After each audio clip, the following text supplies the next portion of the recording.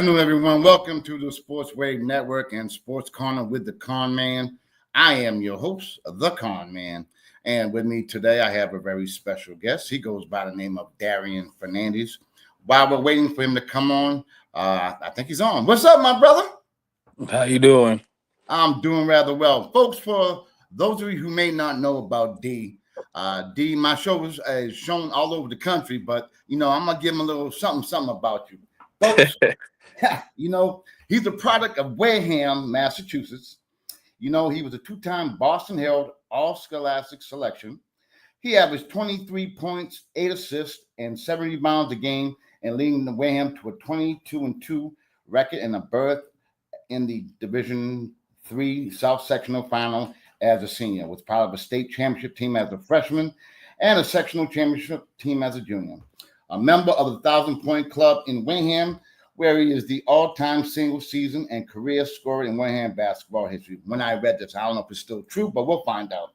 In addition to his basketball success, oh, by the way, he also was a standout football player at Wareham, setting the all-time scoring record as a running back. Damn, you had a pretty good damn high school career. Let's take it back from the beginning. Let's take it back from the beginning, or where it all began. Let folks know a little bit about you, about your grind, about the beginning, and then we'll go on to your college and your professional career playing overseas. Yeah. It started back in onset. Just hanging out with, Jordan Rezendes, Denzel Brito, all them. Denzel's my cousin. Jules Tavares, all that stuff, all them. So hanging out with them, we used to play basketball, football in the neighborhood. So started off back then. I was always the younger one playing up with them. So that's how I really, started it off. And what was your, when did you know you had some talent? I was honestly a football player before. So I played Pop Warner for Wareham Tigers. I started off early. Honestly, I was probably like one of the best younger kids that's growing up through going through Pop Warner. And I honestly loved football first, and then I would say once I hit I think 7th grade, I fractured my clavicle bone in a football game. Ooh. So that's when I started kind of taking basketball more serious. I would just go outside, shoot the basketball, go to the park all the time like that. But I'll probably say when I really thought I could take it serious, probably freshman year. Okay. But I've always been like one of the better kids growing up. Now, we're going to talk about your high school career and all that, but my first recollection of you, because I said, who's this guy, Fernandez? What's going on? What's up with this? But I don't know if you remember this, but I'm a referee in the BBA for damn near 30 years. Anyway, There was a team from, I think it was, I might be wrong, D. You might have to help me out. Australia or somewhere. And they all came down to the BBA that morning, and they were going to play a team from the South Coast, coached by Eddie Roberts.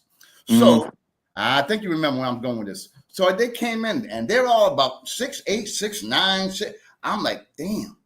And then I'm hearing the South Coast team. I'm like, I don't know. My boy Walter Mabry and George Mendes were the fellow referees. I'm like, I don't know what's going to happen up in here. And you put on one of the greatest shows. I was in awe. I couldn't damn referee. I was like 5'8" and doing the things you did against them. Do you remember that game?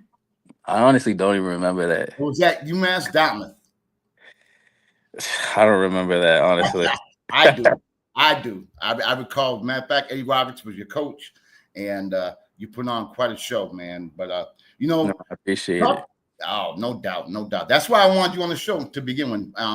Talk about what it was like you said you found out you had talent in your freshman year.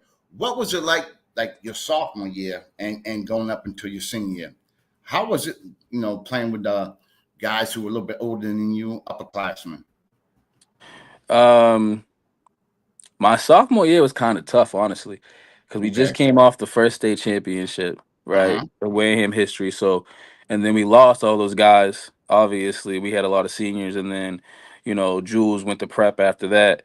So it was kind of like I was the only one back from that team. Mm-hmm. So kind of like all eyes on me, and I think that kind of was like the year where I was like, all right, let me go off and show that it wasn't a fluke that Wareham, we got other players than the five that we had or that team that we had in the freshman year. Mm-hmm. But yeah, that was kind of a tough year. We had like a down year, and that's like where I probably took like the most growth, I would say, because going off a state champion, I think we lost 2 games that year. And then like that following year, my sophomore year, I think we lost 6, and we lost in like the first round of the playoffs. Mm-hmm. So I was like, you know what? At that off season, going into my junior year, I was like, yeah, I don't want to see that again. So, but it was good. I was definitely like one of the leaders. I had to be one of the leaders. We only had the 3 seniors that year, Mm-hmm. so it definitely helped me grow. Okay, which leads me into after having a great high school career, football as well. Hmm. Your journey took you to Wyoming. Can you Yeah, tell the folks about that? Coming from Onset Wayham to yeah. Wyoming. What is, tell the viewers a little bit about that. I got to hear this. Everybody says that honestly when they hear that. When I first committed, everybody. Honestly, I really didn't even know where Wyoming was. So, um, it was a funny story. I used to play for BABC, and my guy Leo, he was like, "Yo, I got a couple JUCOs for you." Obviously, my grades wasn't where they're supposed to be. Kind of slacked off my freshman and sophomore year, and then picked it up my junior and senior, but it wasn't a good enough. So the only opportunity I had a couple like Division 1 offers out of high school and stuff like that, D2. But I really wanted to go D1, so my coach Leo was like, "I got a couple JUCOs for you." One of them was I went on 3 visits. I went to Kansas, then I went to Wyoming. When I was in Wyoming, there was a snowstorm, Oh, so I got stuck. We got stuck at the hotel. Like we went to campus the first day, then after that, I got stuck at the hotel, and then my next visit after that, I had a Miami Dade in Miami.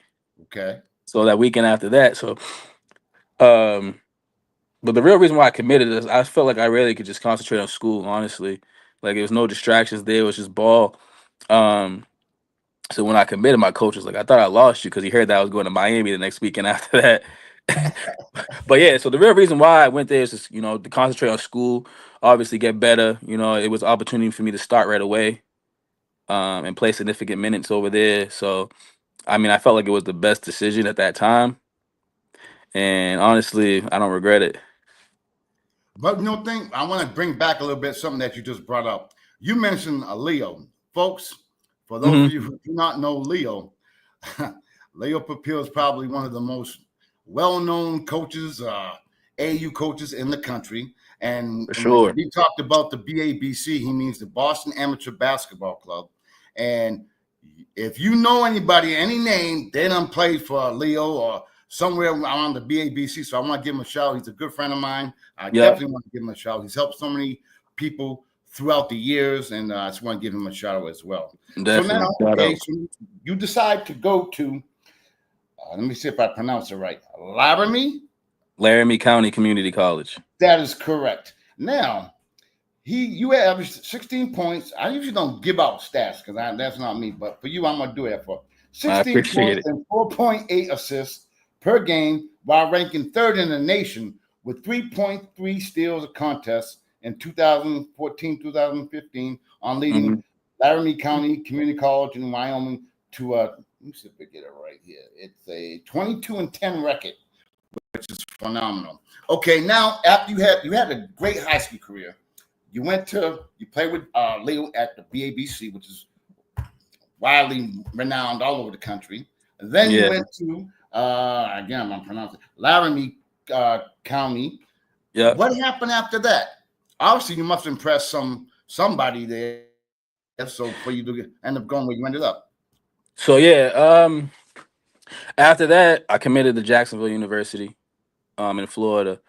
Again, Leo kind of played a big part in that. He knew one of the assistant coaches over there, and I went on my visit. Like again, it was another great opportunity for me to come in and start and play right away. So I ended up committing to Jacksonville University. I had 2 good years there, and you know the rest I'm is gonna history talk after that. about that later. But I got a little bit more. I said Okay, this. I'm giving you your flowers, my brother. This is what I I do. appreciate it. I Uh, appreciate it. you started 10 of 32 games in your first season with the Dolphins. You Yep. averaged 23 minutes, 5.6 points a game, 3-point rebounds, 2.7 assists, Hmm. 1.7 steals per game.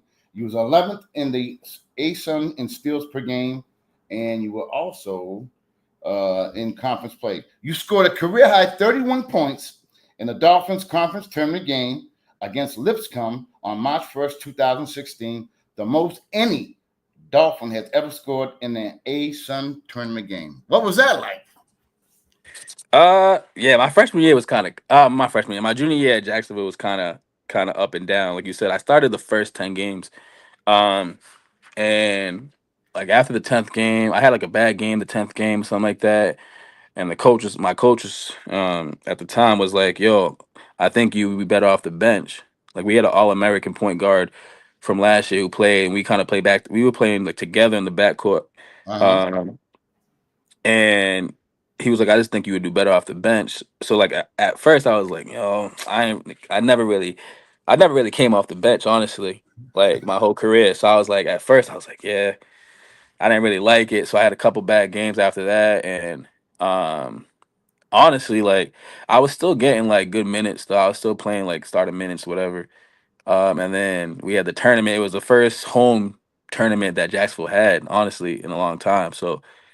Uh, just had to show out.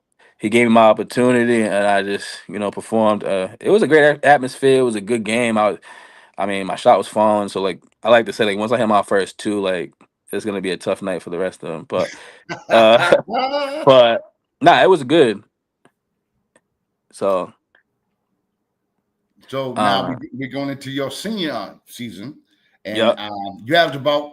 Let me get off the top of my head because I do got dementia sometimes. But anyway, I think you had about 13 points a game or 14 points a game, if I'm Yeah, correct. yeah, Okay. 13, I think it was. Yeah. Yeah. So talk about your senior year. Again, like coming off my tournament game. Again, we lost a couple seniors, and then we had a couple. Our starting five were all seniors, so we already had a tight knit group. Okay. And then we got the taste of playoffs, and we definitely wanted to go far. My senior year was good. Uh, we had fun. I played a lot of games. We played good competition. Um, I kind of felt like I deserved it. You know what I'm saying? I started every game that year, um, and again, I was just trying to prove that, like, I deserve to be here. I deserve to be like Division 1 and all that stuff, and try to obviously, senior year, you gotta, you get noticed from scouts and stuff like that, because obviously, the league was obviously like I'm 5'8", so I wasn't really trying to go to the league. Like my next goal was try to go overseas, so I Uh-huh. was just trying to put up the best numbers that I could, honestly. Um, and really, I was really concentrating on like the defensive side of the game, honestly, because Okay. like steals is my real thing, like off ball steals, on ball steals, stuff like that. So like I was leading the ace. I led the ace Sun in steals actually 2 years in a row. Wow. My Okay. 2 years at JU, I led it. So like I was really concentrating on that. I was trying to get defensive player of the year, like the first guard too. They always give it to centers. So, but it just the guys that we had around, like the guys I had around me, they were just telling me to go. So like I was just every game I was just trying to get steals, score, and do what I got to do to win. So He was kind of like Muggsy Bogues, kind of like, right? I don't know if I would say Muggsy, but um, I would probably say like obviously like me, I'm like a pass first guy. Honestly, I know Okay. sometimes like some of the numbers, like the assist numbers, don't really show it, but I always like the flashy pass. I always like getting my guys involved. Um, so and then the scoring just came honestly. Now, for folks who, like you had mentioned, this is Division 1, can you let the viewers know some of the teams you played against? So that's the A Sun League. So a big team that people probably would know is like FGCU, Florida Gulf Coast. You know, they had that tournament run. Yes. Yeah. Obvious, and then like Lipscomb, they was a good team. They made it the tournament the 2 years that I was there. And then UNF, University of North Florida, they made it to the tournament. Okay. I mean, they made it to the tournament my junior year. So those are some of the teams. But like Kennesaw State was a team that we played. Um, when I my senior year, NJIT joined the league.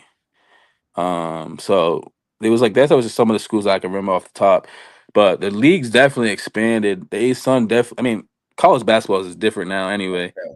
So it's like it's never like it's not. It's, I feel like it's no really like high majors anymore because everyone's going where the money's at, honestly. So, but those are some of the teams that we played in the A-Sun. And no, what I want to show for just to get your idea, your opinion. What do you think about the landscape of NCAA basketball now with the transfer portal and the NIL? What is your take? I know you missed it by a couple of years, but what is your take? Yeah, I'm trying to get that money. I'm trying to get my money. I heard that like guys got money actually like back pay and stuff from I years heard that. I prior. heard. Yeah. It's like a thing you got to fill out. But nah, I think it's good. I think obviously if the players are bringing the fans to the arenas, they should get paid what they deserve, right? The transfer portal, I think it's kind of crazy. Like when I was playing, you had to sit out your year if you transferred. If you transferred, Right. so Right. you had to sit out a year. I think like I like that they can play right away, but I think they can only. I think that it should be like a certain amount of times. Like you shouldn't be able to go to 5 different schools in 5 years. You know what I'm saying? So like, but I do like it, and like I said, like I think it's better for competition because, like you said, it's like I said before, it's like it's no really like high majors. When I played, you had the high majors, like and then you had like a mid major and low major. Like you got top prospects going to these small local schools Mm-hmm. just because they're getting money, but also like it makes it better, the competition better. So Now I'm gonna give it to you from a coach's perspective. Then I'm gonna get it from a player.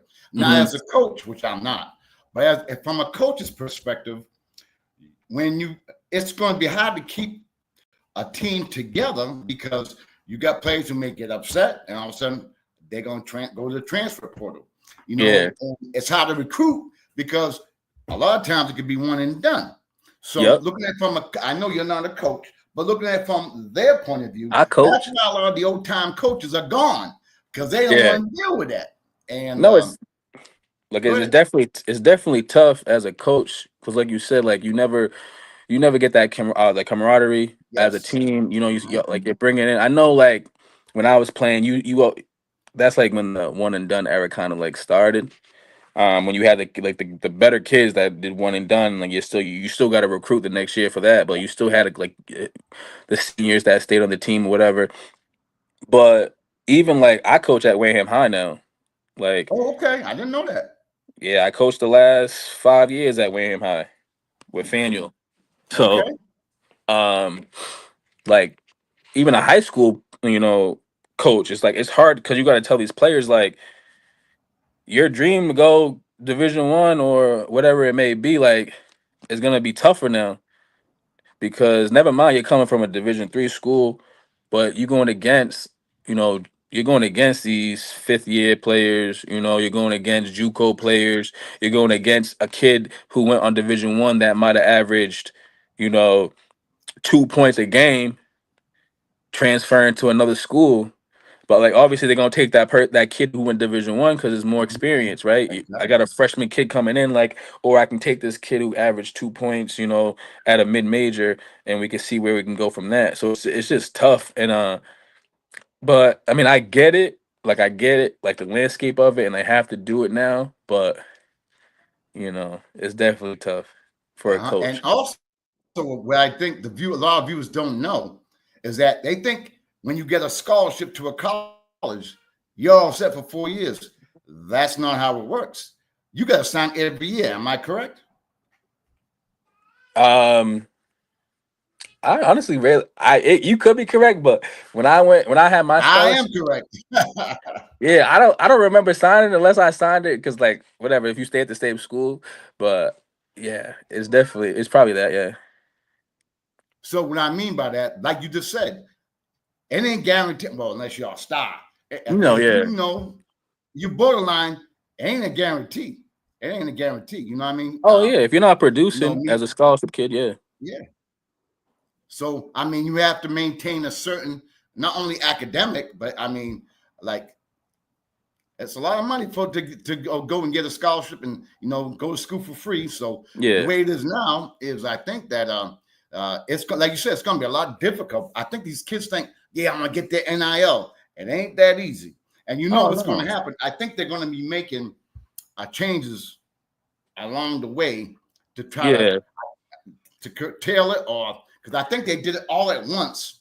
And I think, like you said, now they're going to go back and pay a lot of players from back in the day that should Yeah. have got some money. So that's going to take a chunk out. And then, each and every school is going to be only allowed a certain amount of money. So, I mean, I don't know. I was just thinking, having someone like you on who's been recently there, you kind of Mm, understand what's going on. And I would like the viewers to get a different perspective, because they think it's all fun and games. And I done had Noah on my show. I done had Denzel. I have the Dan Wayham on my show. yeah. Anyway, so you know what I mean. So they've given their perspective as well, and I just Mm. wanted to get yours. You know what I mean? As far I think it's like I said, it's tough, but especially I'm gonna say this again for like the high school kids and these kids that may not, they might go to a college and may not get the playing time they think. Like like you said, like the coach got a job to do too. Like they gotta produce wins too, like you Yes, said before. absolutely. So like if you're not coming in and you're not producing, you're not helping them win games. Like I don't think kids actually understand that part of it as well. Hmm. Like they think, oh, obviously when you get recruited, the coach is gonna tell you everything they want, Of that you course, want to hear, right? of course. But if you come there and you're supposed to be, a top, top 1, 2 recruit there. Like you got to produce too, and you got to do what you got to do as far as like home like GPA wise. Like people, I tell the kids now, like you guys think oh because you're Division 1, like you don't got to do the schoolwork. Like that was my hardest 2 years ever when I was in Division 1. Like people think, oh, because you're Division 1, you got people to do it or whatever. Like we had mandatory study hall and all that stuff. So like I'm telling you, like it's two sides to it. Exactly. And that's what I wanted you on the show for too. Okay, give me the pros of playing Division 1 and give me the cons. The reason why is because a lot of viewers are young when that watch this show, Yeah, and yeah, I love my guests to make an impact. So I don't mean to put you on the spot, but I mean yeah, this could be very helpful for the people who are tuning in. yeah, yeah.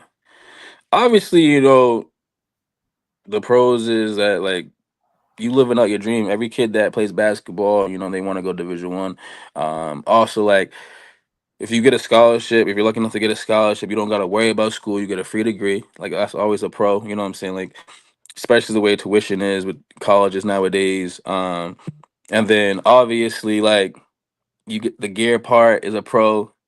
I mean the con. I think it depends. Like if you're not a worker, like you're gonna be working. You're gonna wake up at 5 a.m. You gotta go to, you got conditioning in the morning, then you gotta go to class, then you gotta go to study hall, then you got team practice. So like if you're not a worker, that could be a con. Obviously, and then like the schedule, like I said, you might have a game. I know we played on Thursdays and Saturdays. Like we had a game Thursday night. You gotta be in that 8 a.m. class that Friday. You know what I'm saying? Like, and you might have an away game, so you want to flight back. Like, you're gonna have to be in that class. Or if we had a road trip, you know what I'm saying, you get back late on a Tuesday, you definitely gotta be in that AM class. So like, that's, I mean, it's just like you definitely learn time management. And me being like so far away from home from my two Uh-huh. schools, like you get lonely. Mhm. You can't go home every weekend. Like if I went to like UMass Dartmouth or like whatever BU or something like that, I Right, could just right. drive home. Like I gotta Yeah. get a flight home. You tell me I gotta buy a flight. Like obviously you don't see your families on holidays because you know you might have a Christmas tournament, you might have a Thanksgiving Yeah. tournament. Hmm. So it's tough. If I would say those are the cons, you know. But I think if you're a worker and you really wanna do something with your life, it's definitely helpful. Now, what I didn't know, because I did my homework. I did a little. I usually don't do my homework. Believe it or Mhm. not. I let my guests do all the talking because I got a big ass mouth. But you know what? What I found out was you played overseas in Slovenia. I did 1 year. Talk about that. Let the viewers know about it, man. Um, I'm giving you your flowers, bro. I appreciate it. Yeah, I did 1 year in Slovenia for a team called KK Senchor. Um, it was a great experience. Like I said, it was different from playing out here, but it definitely took a toll again. And then like just getting over there, it was stressful because you gotta find like the right agent. You know what I'm saying? You got agents hitting you up all the time, talking all this, talking all that. I got all these connections, and you definitely gotta pick and choose wisely when it comes to an agent because they might have like these contracts or they might be good or they might be bad, and you just gotta figure it out. Especially being a guy from like a low major and being a guy at my height, like it's Right. tough, right? Hmm. So, um, I actually signed late. Like, I honestly wasn't. I was honestly done. I wasn't even thinking about going overseas when I signed.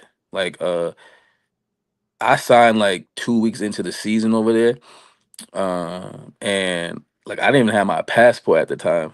Ooh. So like I had to get an expedited passport. Like I had to drive to Boston twice.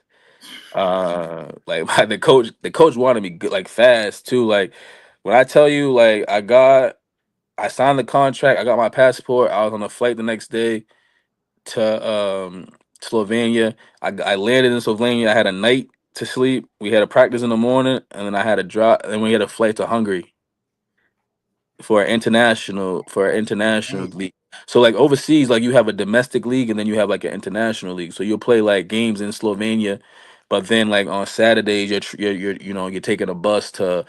I think I went to Prague, Czech Republic, Hungary, a couple other countries. Like so, it was just like a transition, and like the rules are different over there. Certain rules are different. It's definitely more physical over there. It's definitely more fundamental. Um, so like it was definitely just like a transition for me. And then so I played like 15 games over there, and I ended up getting hurt. So I ended up pulling my groin bad, and I missed 5 games. And then during that 5 games, like no one even knows the story. During the 5 games, we lost the 5 games. I was out, and my coach Ooh. got fired. The coach that brought me in got fired. Oh.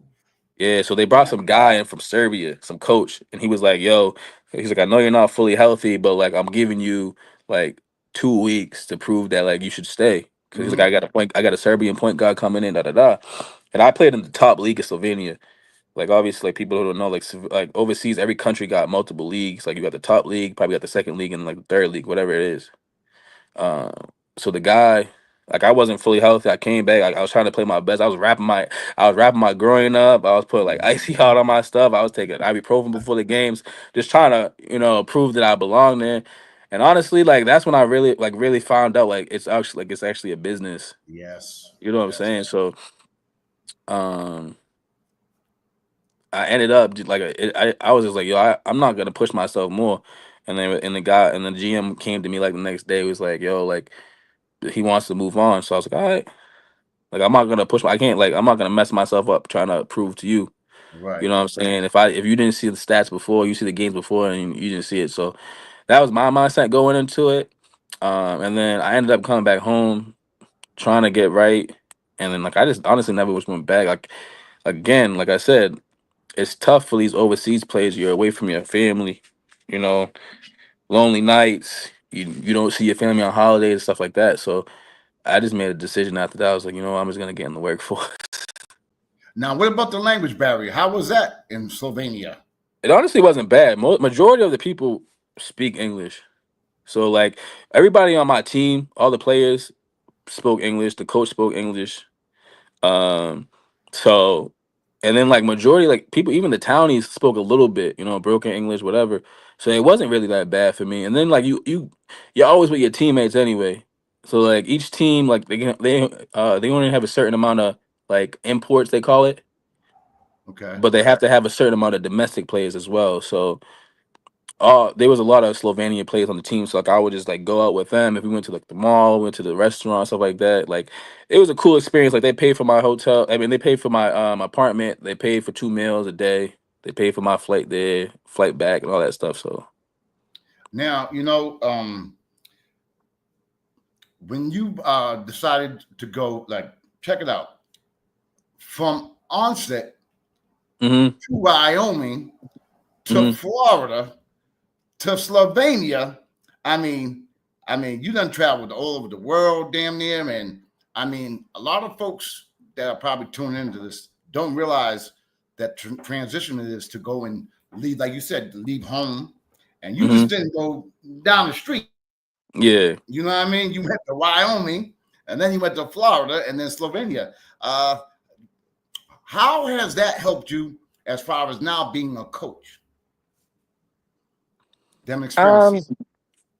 I think it's what you make of it. You got to take little things from everywhere you've been at. You know what I'm saying? Like I said, like a transition when going overseas was like some rules were different. Obviously, you know, the physicality over there is different. So just talent, like just learning everything you can learn, being a sponge, obviously listen to your coaches. And then, like I said, like even the players, like our best player when I was in overseas, he was like 42 and averaging like 18 and like 8 rebounds a game. So like he's been playing, and you got to think about it. Overseas players, they've been playing pro probably since they was 16. Right.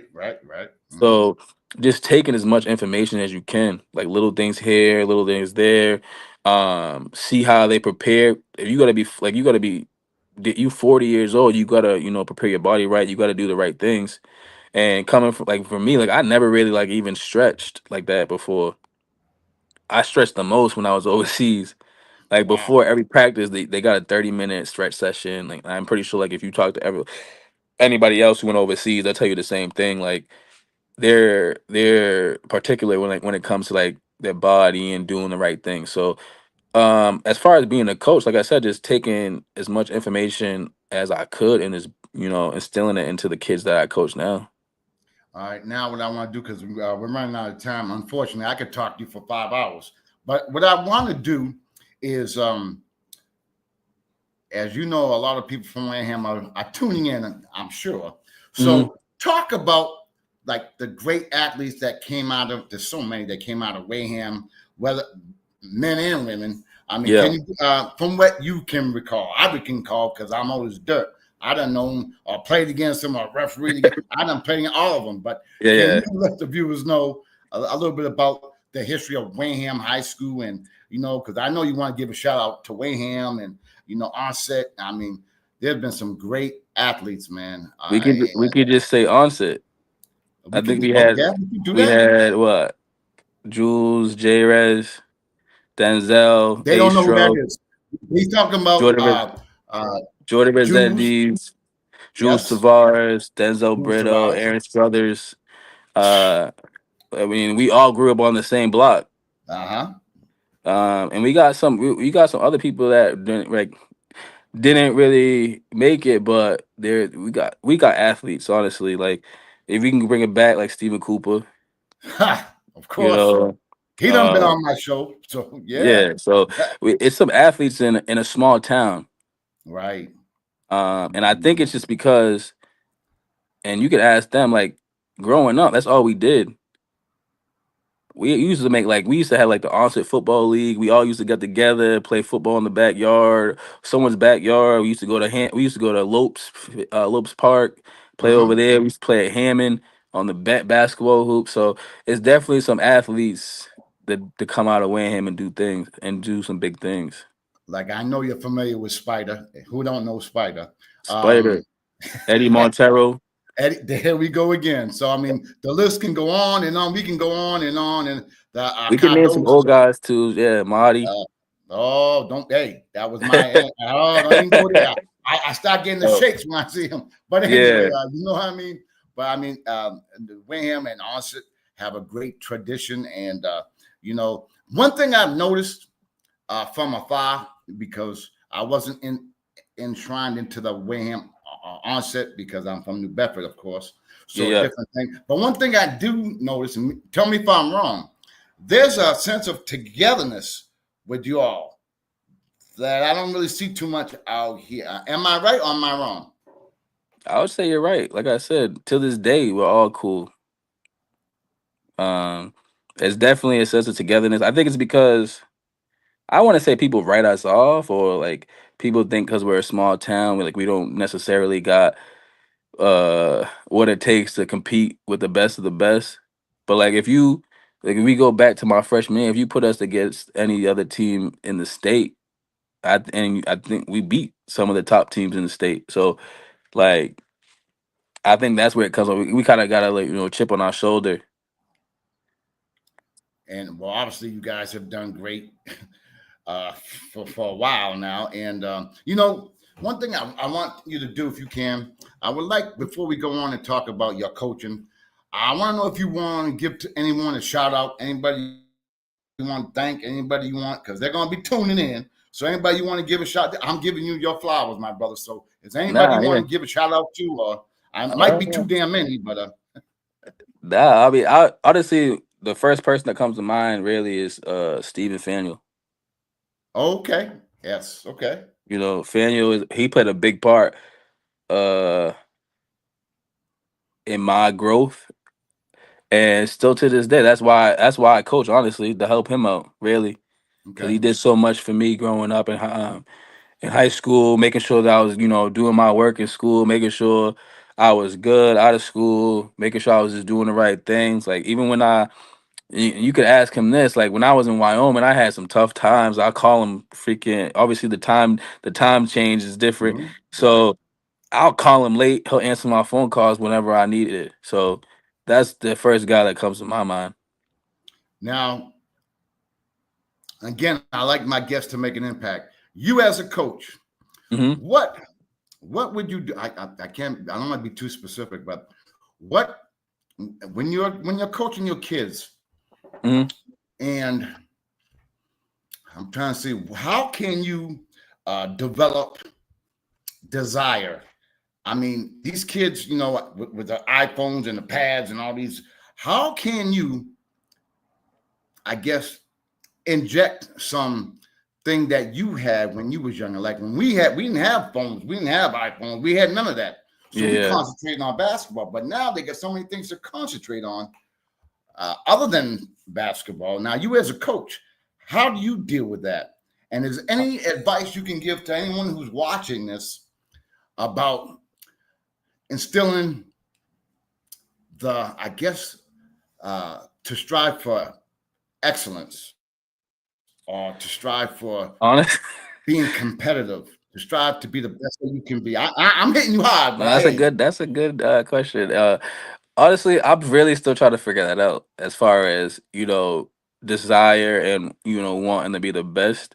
I think the generation now, um, and I've been coaching for what, yeah, 5 years now. And don't get me wrong, we've had two state championship teams, mm-hmm, so um, and I could say that team had a little resemblance of like what we grew up on as far as like togetherness, like you said. But right. definitely it's tough because I feel like these kids just do it to be cool. And like some people, I feel like we did it because we had to do it. You know what I'm saying? Like we wanted to get out, we wanted to do better. I feel like these kids just do it for to be cool. But obviously you have those kids that really want it and put in the work. So I honestly I can't answer that question because I'm still trying to figure that out, how to I help hear them. I just try to use my experiences and tell them what I've been through, and tell them like how I got there. If they take it, they take it, and if they don't, then I kind of just leave it up to them. Um, But for the kids growing up, I would say really like you got to make your mind up and figure out what you really want to do. If this basketball things for you, if this football things for you, then um put in the work. And I think right now it's kind of easier than when we had it because there's so many trainers right now. Right. True. And True. also like just the social media aspect. There's like you have people recording every game. But again, I think that hurts and helps as well. As far as like getting your name out there, it helps. But as far as because I've had kids, I'm like, yo, just make a regular layup. He's like, no, I got to do a jelly. I got to do a jelly layup because I got this guy coming to make a tape on me. Oh. I'm like, really? Like, Oh. get a bucket. I don't care about Right. the jelly. Make a layup. Like, so like again, I think it hurts and helps, but I would just say like really just put your all into it. And my biggest thing like growing up, obviously, like I said, my height. Like I always said, heart over height. So if you have the heart and you want to be a dog, then you can go places. I hear you. I hear you. And now, D, is there anything that maybe I didn't ask you that you want to convey to the audience? Because you know, again, I'm giving you your flowers. Is there something that you said? Well, Mike didn't ask me this, or maybe I All right. should have said something. So, I mean, you pretty much covered everything. Like I said, I appreciate you asking me to come on here. Um, I appreciate the flowers, obviously. So, yeah, I think I think you covered everything. well, D, again, I want to thank you for coming on. It's been a while. I've been trying to get with you, but we finally got it covered. We got it Yeah, done. I'm I'm starting working my hard. refing too. That's I'm right. starting my refing too. Uh So, oh. Not hey. Now you can talk to me. I got 40 years experience, so you know what I hey, mean. But anyway, continued success with your refereeing. I That's a appreciate good it. thing. Hey, it's good to be on the other side sometimes. You know what I mean?